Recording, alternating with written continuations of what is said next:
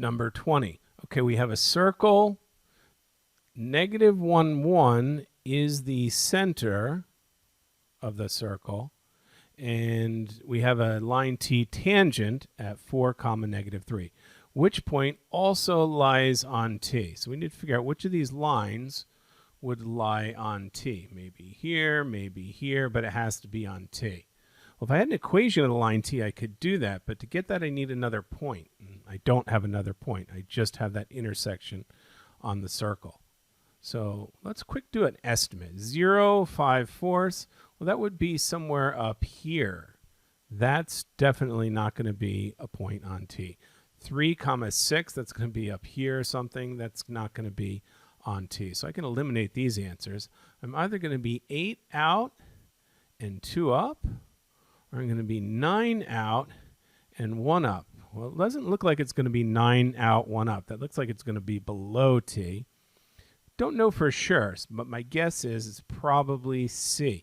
But let's see. We need to actually figure this out exactly. At least I'm down to 50-50 now. So how do I get another point to figure out the equation for line T? Well, what do I know? I know the radius to the tangent point is perpendicular to T, and I do have 2 points on that radius, so I can figure out the equation of that line. The slope there is going to be y2 minus y1, change in y, over x2 minus x1, the change in x, and that turns out to be 1 minus negative 3 divided by negative 1 minus 4, negative 1 minus 4, which in turn is 1 plus 3, or 4, over negative 5. So it's negative 4/5 slope. And that makes sense. It should be negative. It's going down to the right. So the perpendicular line, which is T, we note the tangent line is always perpendicular to the radius to that point, has a negative reciprocal slope. So M perpendicular, I'm getting the slope of line T, is going to be positive 5/4. Now I have the beginnings or makings of an equation. For line T, y equals positive 5/4 x plus b. I do have 1 point for negative 3. I can plug that in. Negative 3 for y equals 5/4 times 4 plus b. Note the 4 divided by 4 cancels, and I'll subtract 5 from both sides. b equals negative 8. So now the equation for my line T is y equals 5/4 x minus 8. Now I can actually figure out which one of these points is on that line. So if I plugged in 8 for x, 5/4 times 8 minus 8, well, 8 divided by 4 is just 2, so that's going to be 10 minus 8, y equals 2. Sure enough, 8 is the x value, 2 is the y value for C. C will be the correct answer. If we plug that back in for 9, well, we wouldn't get 1 as our answer, and we can see D is not on the actual line T. C is the correct answer for 20. Y equals 3x plus 6, y equals minus 3x plus 9. Okay, we've got a system of 2 equations, 2 linear equations in standard form. The solution to the system of equations is xy. What is the value of y? Okay, so we want to go ahead with the solution. Since they're in the same format, I would suggest elimination should be easier.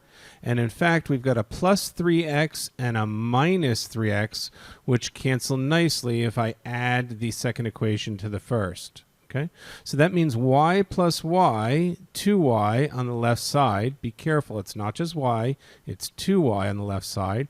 The 3x minus 3x cancel, and I just get 6 plus 9, or 15 on the right side. Now I'm going to divide through by 2. Y equals 15 halves, or in decimal form, 7.5, each of which is appropriate for answer entry on a grid-in portion of the exam. But this is multiple choice. The answer we want is B, 7.5. Again, make sure you add up the y's to get 2y, otherwise you might mistakenly get answer A, 15. Correct answer for 21 is B.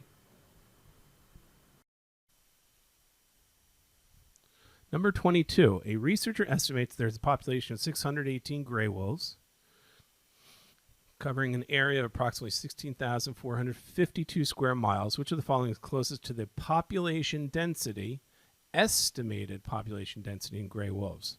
Okay, a vertical scan, I quickly note we're off by factors of 10 for each of the answer choices. So I don't really need the exact answer. I can make an estimate here and probably get to the answer quickly. The density population is going to be the number of gray wolves divided by the square miles, which is that. That is roughly 600 divided by 16, call it 400, which I can cancel the zeros. 6 divided by 164. So 164 is more than 100. So this is going to be less than 6%. Well, none of the answers are in percentage. Let's just check the wording. Nope, not in percent, which means in decimal. My answer is going to be less than 0.06.